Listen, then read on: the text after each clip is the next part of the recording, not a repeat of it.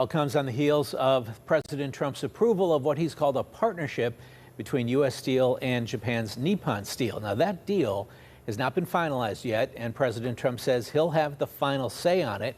Ricky Sayer joins me now with the questions that remain about the ownership details of what this company is going to be like. Ricky. Yeah, this has been a critical sticking point for people who've opposed this deal. President Trump said months ago he would allow Nippon to invest in U.S. Steel, but opposed a purchase. When Trump announced the deal, he said U.S. Steel would remain in America. U.S. Steel then said the company would remain American.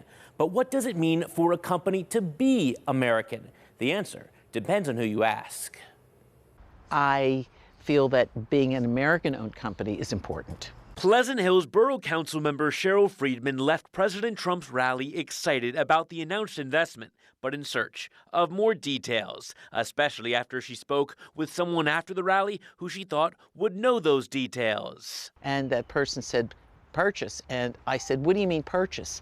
And, well, we're not real sure yet. We don't have the details, was the answer I received back. To feel comfortable, she wants to hear about the ownership structure. Absolutely. Hoping Americans will own at least 51% of the company.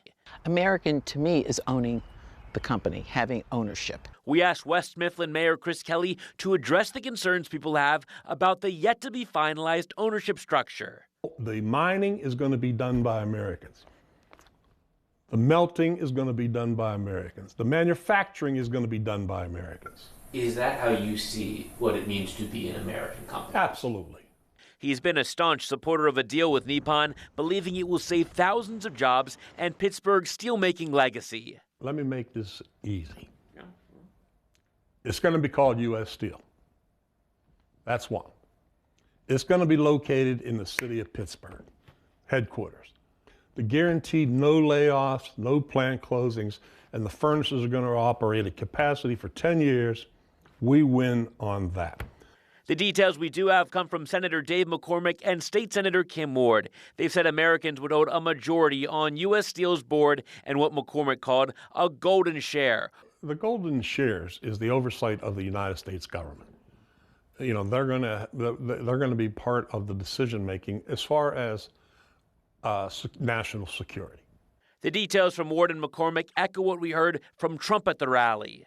Most importantly, U.S. Steel will continue to be controlled by the USA.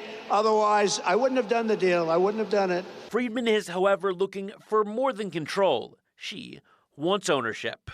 I would like to see our companies, our American companies, remain owned by America.